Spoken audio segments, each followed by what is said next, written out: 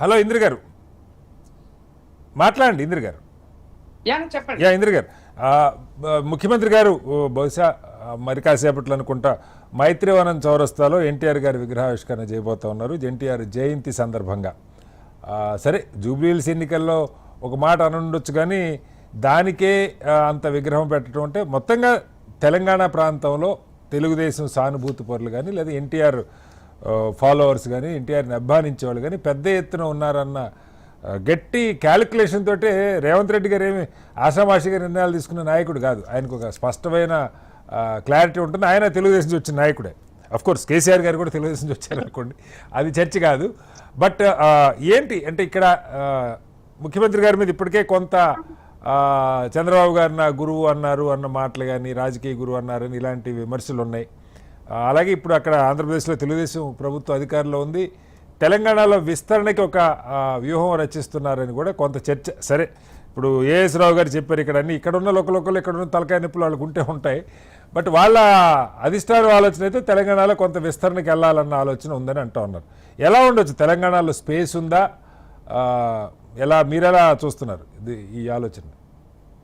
ప్యానెల్లో ఉన్నటువంటి సోదరులకు, మీకు అలాగే హెచ్ఎంటీ ప్రేక్షకులకు గుడ్ ఈవినింగ్ అన్న. సో ఇవాళ ఒక సాయంత్రం పూట సమయంలో ఎన్టీఆర్ విగ్రహాన్ని హైదరాబాదు నడిబొడ్డున అంటే కొంత సెట్లర్స్ ఉన్నటువంటి బెల్ట్ గా చెప్పుకునేటువంటి ఎస్ఆర్ నగర్ లో మన ఆ విగ్రహం ప్రదర్శన జరగబోతుందన్న దానికి పెద్ద ఎత్తున మళ్ళీ టీడీపీకి ఆంధ్ర నాయకులకి అనేది వస్తున్నటువంటి ఆరోపణల నేపథ్యంలో నేను ఒకటి చెప్పదలుచుకున్నా. 2 రాష్ట్రాలు ఏర్పాటైన తర్వాత ఎవరికి వాళ్ళే, ఏ పార్టీకి ఆ పార్టీ, ఈ తెలంగాణ పార్టీలుగా వాళ్ళ యొక్క ఎస్టాబ్లిష్మెంట్ లో వాళ్ళు ఉన్నారు. బట్ ఒక లీడర్ గా, ఒక నాయకుడిగా ఎన్టీఆర్ అనేది తెలంగాణ అంటే తెలుగు 2 రాష్ట్రాల ప్రజల్లో తన ముద్ర తనకి ఉండింది అనేది మనం ఒప్పుకోవాల్సిన అవసరం ఉంది. సో ఒక మంచి నాయకుడు తీసుకున్నాడు అంటే ఎన్టీఆర్ గారిని, రాజశేఖర రెడ్డి గారిని మనం 2 కోణాలుగా చూస్తాం. వాళ్ళ డెవలప్మెంట్, వాళ్ళ సంక్షేమం అని ఇప్పటికీ కూడా ఏ పార్టీ వచ్చినా కూడా వాళ్ళు చేసిన మంచి పనుల గురించి మనం మాట్లాడుకుంటాం. కాబట్టి ఎన్టీఆర్ గారు చేసినటువంటి మంచి విషయాన్ని, మంచి పని గురించి ఇవాళ ప్రజల్లో ఉన్నటువంటి దానిని ఎందుకు మనం పూర్తిగా చెరిగివేయాలి? వాళ్ళ ఆధిపత్యం ఇక్కడ లేదు, ఆంధ్ర వాళ్ళ ఆధిపత్యం లేదు, ఆంధ్ర వాళ్ళ రాజకీయం లేదు. ఇక్కడ తెలంగాణకు సంబంధించిన తెలంగాణ రాష్ట్ర నాయకులు, తెలంగాణ పార్టీలు మాత్రమే మనుగడలో కొనసాగుతున్నాయి అనేది మనం అంటే తెలుగుదేశం ఆంధ్ర పార్టీని ఎట్లా అంటారు? జాతీయ పార్టీ, వాళ్ళకి హోదా వచ్చినట్టుగా ఉంది, జాతీయ పార్టీ డిక్లేర్ చేసుకున్నారు. అంటే ఇప్పుడు తెలంగాణ నుంచి వచ్చిన ప్రాంతీయ పార్టీ బీఆర్ఎస్ అయినా, ఆంధ్రప్రదేశ్ నుంచి చంద్రబాబు నాయుడు కీలకంగా పోషిస్తున్నటువంటి అక్కడ తెలుగు పార్టీ అయినప్పటికీ కూడా ఇవి 2 నేషనల్ లెవెల్లో చెప్పుకున్న దగ్గరలు లేవన్నవి. ఓన్లీ తెలుగు రాష్ట్రాలకే పరిమితమై ఉన్నాయి. కాబట్టి మనం వీళ్ళైనా చూస్తాం గుర్తింపుగా నేషన్ ఉందేమో, బట్ కానీ ఇక్కడ మనం తీసినప్పుడు ప్రజల గుండెల్లో వీటి యొక్క స్థానం ఏముందన్నది మాత్రం మనం మాట్లాడుతున్నాం. అయితే ఇక్కడ ఎన్టీఆర్ గారి యొక్క విగ్రహాన్ని ప్రతిష్ఠించాలా, పెట్టాలా అనే దానికి డెఫినెట్ గా అలాంటి నమ్మకం ఉన్నటువంటి వాళ్ళు ఉంటారు. ఆయన ఆషామాషి నాయకుడేం కాదు కదా, మాజీ ముఖ్యమంత్రిగా పనిచేసినటువంటి, అలాగే సినీ రంగంలో ప్రముఖంగా తెలంగాణ ప్రదేశంలో ఒక మార్కును ఏర్పాటు చేసుకున్నటువంటి వ్యక్తి కూడా తను. కాబట్టి అతని విగ్రహాన్ని పెట్టడానికి తన రాజకీయ కోణంలో చూడాల్సినటువంటి అవసరం లేదనేది ఒక పాయింట్ అయితే, రెండో విషయం ఏంటంటే టీడీపీ అనేది ఈ రాష్ట్రంలో పెద్ద ఎత్తున వాళ్ళ క్యాడరు అంటే అభిమానులు ఉండొచ్చునేమో, కానీ ఓటు బ్యాంక్ టీడీపీ ఎక్కడ లేదు. వాళ్ళంతా కూడా రేవంత్ అన్న కాంగ్రెస్ పార్టీలో చేరిన తర్వాత ఆ ఓట్ బ్యాంక్ అంతా చాలా వరకు కాంగ్రెస్ వరకు డైవర్ట్ అయ్యింది. ఎందుకంటే టీడీపీ ఇక్కడ క్రియాశీలకంగా లేదు, కీలకంగా పనిచేయట్లేదు. వాళ్ళు పూర్తిగా ఆంధ్రప్రదేశ్ లోనే వాళ్ళ యొక్క రాజకీయ కోణంలో పనిచేసుకుంటున్నారు. బట్ పార్టీ ఉందంటే ఉంది, కొంతమంది నమ్మినట్టు కాదు. ఇంద్ర గారు మీరు చెప్పినట్టు టీడీపీ ఓట్ బ్యాంక్ అనేది ఏదైతే ఉందో అది ఏదన్నా కానీ దానిలో ఎవరున్నారన్నది పక్కకు పెడితే, తెలంగాణ రాష్ట్రం ఏర్పడ్డ మరుక్షణం నుంచి వాళ్ళకు చాలా సంవత్సరాలు బీఆర్ఎస్కి మద్దతుగా కూడా నిలబడ్డారు. మీకు హైదరాబాద్లో సీట్లు కానీ మరొకటి కానీ లేదు. ఆ తర్వాత సరే రేవంత్ రెడ్డి గారు వచ్చారు కాబట్టి ఇప్పుడు రేవంత్ రెడ్డి గారు చెప్తాను ఎందుకు అనంటే, ఒక పార్టీ బలంగా ఉంది అని అనుకున్నప్పుడు క్యాడర్ ఎప్పుడు కూడా తనతో పాటే ఉంటుంది. నా పార్టీ బలంగా లేదు అని అనుకున్న ఫీలింగ్ ఉన్నప్పుడు వాళ్ళకు నచ్చినటువంటి అభిమాన నాయకులు ఉన్నప్పుడు ఆటోమేటిక్ గా అటు ఇటు షిఫ్ట్ అవుతారు. సో ఆ షిఫ్ట్ అయిన నేపథ్యంలో మేజర్ పార్ట్ అంతా కూడా ఇవాళ కాంగ్రెస్ వైపుకి రేవంత్ అన్న ఫాలోవర్స్ గా, రేవంత్ అన్న అభిమానించే నాయకులుగా ఇవాళ ఆ క్యాడర్ అంతా కూడా మెర్జ్ అయిందని గమనించాల్సినటువంటి విషయం.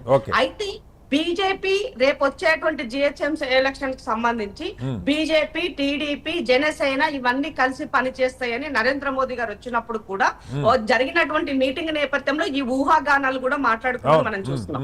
బట్ నేనేమంటానంటే ఈ రాష్ట్రంలో జనసేన, టీడీపీ, బీజేపీ కలిసి వచ్చినా కూడా మా నాయకత్వానికి, మా యొక్క ఉన్నటువంటి అంటే రేవంత్ అన్న నాయకత్వానికి ఎలాంటి కాదు. అసలు ముగ్గురు కలిసి కాదు ఇందిర గారు ఒకటి చెప్పండి. గతంలో కూడా ఈవెన్ ఉమ్మడి రాష్ట్రం ఉన్నప్పుడు తెలుగుదేశం 2014 ఎన్నికల్లో కూడా పొత్తు విషయంలో చాలా గట్టిగా తెలంగాణ బీజేపీలో కొంతమంది నాయకులు ససేమిరా అన్నారు. పై స్థాయిలో ఒత్తిడి మేరకే పొత్తు పెట్టుకున్నారని ఒక చర్చ. ఇప్పుడు కూడా చాలా మంది తెలంగాణలో ఇందాక కూడా గౌరీశంకర్ గారు కూడా చెప్పారు, బీజేపీలో ఒక బలమైన సెక్షన్కి తెలుగుదేశంతో కానీ జనసేనతో కానీ పొత్తు తెలంగాణలో సుతరాము ఇష్టం లేదు. అసలు కలిసి పోటీ చేసే అవకాశం ఉందా? మీరు గమనించాల్సిన విషయం ఏంటంటే ఇక్కడ బీజేపీ స్వతహాగా తనకి ఇండిపెండెంట్ గా ఎప్పుడు ఎక్కువ స్థానాలు రాలేదని 1-2 స్థానాలు తప్ప.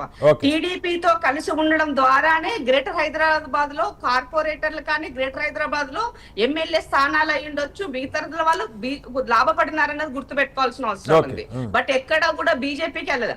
అంటే ఇప్పుడు జరుగుతున్నటువంటి నేపథ్యంలో టీడీపీని పెత్తులో పెట్టుకోవద్దన్నది వాళ్ళ ఇష్టం, వాళ్ళు ఏం చేస్తున్నాయి. బట్ ఇక్కడ బీఆర్ఎస్ అనేది మళ్ళీ సెంటిమెంట్ రగిల్చడం కోసం ఇలాంటి అంశాలను రాజకీయ కోణంలో ఆలోచిస్తారన్న ఉద్దేశంతో నేను ముందుగానే ఈ విషయాన్ని గుర్తు చేస్తున్నాను. సో పార్టీలు ఏర్పడ్డ తర్వాత ఎవరి ఎజెండా వాళ్ళది, ఎవరి రాజకీయం వాళ్ళది, వాళ్ళందరి యొక్క నిర్ణయాలు ఎజెండాలన్నీ కూడా తెలంగాణ రాష్ట్ర ప్రజల హక్కులకి లోబడే పనిచేయాల్సినటువంటి బాధ్యత ఉంటది.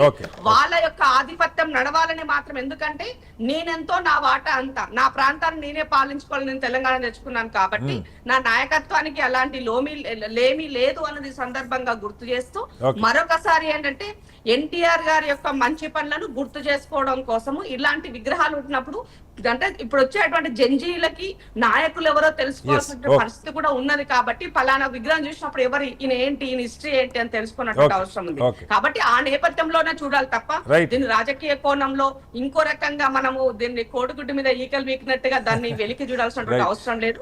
ఈ రాష్ట్రంలో కాంగ్రెస్ పార్టీ రేవంత్ రెడ్డి గారి నాయకత్వం చాలా బ్రహ్మాండంగా పనిచేస్తుంది. కాబట్టి జిహెచ్ఎంసీ మొన్న బై ఎలక్షన్ లో జూబ్లీ హిల్స్ లో అత్యధిక మెజార్టీ తోటి నవీన్ కి ఇచ్చారు.